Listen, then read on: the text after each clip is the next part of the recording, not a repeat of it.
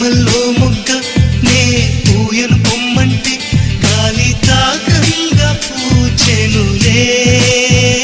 అయితే గాలి గెలిచిందననా లేక పువ్వే ఓడిందననా? రాళ్ళల్లో శిల్పం